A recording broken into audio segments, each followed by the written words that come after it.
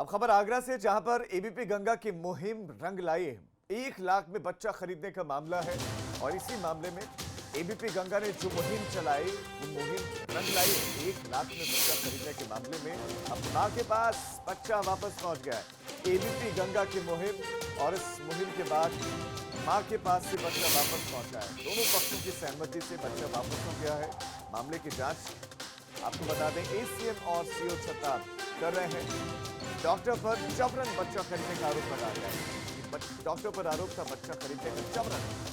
मामले में अब तक पुलिस ने कार्रवाई नहीं की है, क्योंकि लिखित शिकायत अभी तक किसी पक्ष ने दी है। लिखित शिकायत पुलिस के पास नहीं गई है, लेकिन एसीएम और सीओ छत्ता इस मामले की जांच कर रहे हैं। हमारे संवाददाता नितिन इस खबर पर और ज्यादा जानकारियों के साथ जुड़ गए। नितिन, दर्शकों को बताएं कैसे एबीपी गंगा ने इस मुहिम को उठाया, इस मुहिम को आगे बढ़ाया और अब कैसे मुहिम रंग लाई है, ये आप दर्शकों को बताएं। देखिए, 24 अगस्त का मामला था कि जब एक रिक्शा चालक शेखरण की पत्नी की डिलीवरी हुई थी हॉस्पिटल में, लेकिन उसके बाद डिलीवरी के पैसे देने के पैसे नहीं थे। तो वहाँ हॉस्पिटल प्रबंधन ने अप्रोच करके उसको 70,000 रुपए दिए और कहा कि 30,000 रुपए आपका हॉस्पिटल का खर्चा है, तो 1 लाख रुपए में आप हमें बच्चा दे दीजिए। और बच्चा जबरन छीन के वो एक किसी दूसरे व्यक्ति को वो बच्चा बेच दिया।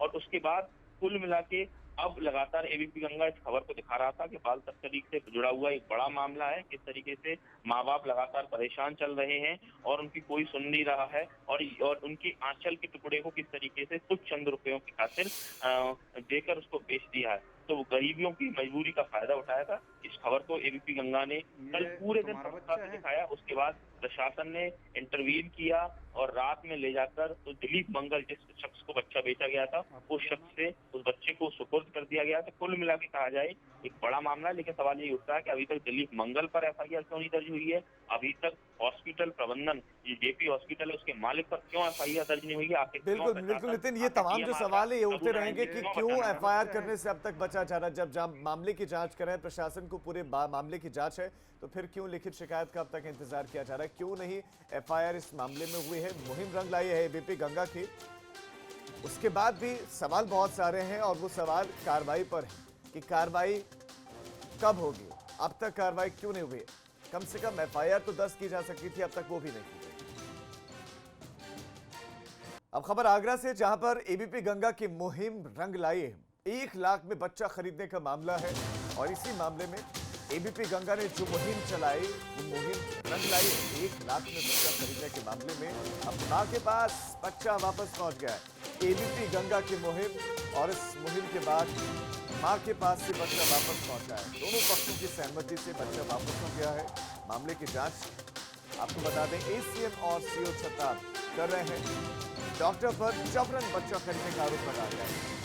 डॉक्टर पर आरोप था बच्चा खरीदने का जबरन। मामले में अब तक पुलिस ने कार्रवाई नहीं की है, क्योंकि लिखित शिकायत अभी तक किसी पक्ष ने दी है। लिखित शिकायत पुलिस के पास नहीं गई है,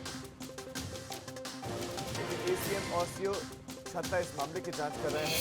हमारे संवाददाता नितिन इस खबर पर और ज्यादा जानकारियों के साथ जुड़ गए।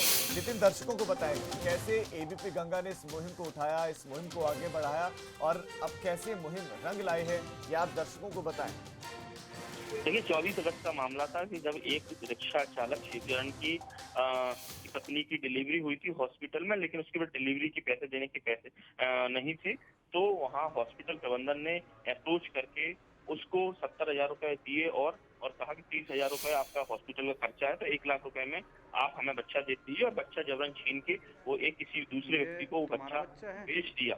और उसके बाद कुल मिला के अब लगातार एबीपी गंगा इस खबर को दिखा रहा था कि बाल तस्करी से जुड़ा हुआ एक बड़ा मामला है। किस तरीके से माँ बाप लगातार परेशान चल रहे हैं और उनकी कोई सुन नहीं रहा है, और उनकी आंचल के टुकड़े को किस तरीके से कुछ चंद रुपयों की खातिर देकर उसको बेच दिया है। तो गरीबियों की मजबूरी का फायदा उठाया था। इस खबर को एबीपी गंगा ने कल पूरे दिन प्रमुखता से दिखाया। उसके बाद प्रशासन ने इंटरवीन किया और रात में ले जाकर तो दिलीप मंगल, जिस शख्स को बच्चा बेचा गया था, उस शख्स से उस बच्चे को सुपुर्द कर दिया गया था। कुल मिला के कहा जाए एक बड़ा मामला है, लेकिन सवाल ये उठता है कि अभी तक दिलीप मंगल पर एफआईआर क्यों नहीं दर्ज हुई है? अभी तक हॉस्पिटल प्रबंधन, ये जेपी हॉस्पिटल है, उसके मालिक पर क्यों एफआईआर दर्ज नहीं हुई है? आखिर बिल्कुल बिल्कुल नितिन, ये तमाम जो सवाल है ये उठते रहेंगे कि क्यों एफआईआर करने से अब तक बचा जा रहा। जब मामले की जांच करें, प्रशासन को को पूरे मामले की जांच है, तो फिर क्यों लिखित शिकायत का अब तक इंतजार किया जा रहा है? क्यों नहीं एफआईआर इस मामले में हुई है? मुहिम रंग लाई है एबीपी गंगा की।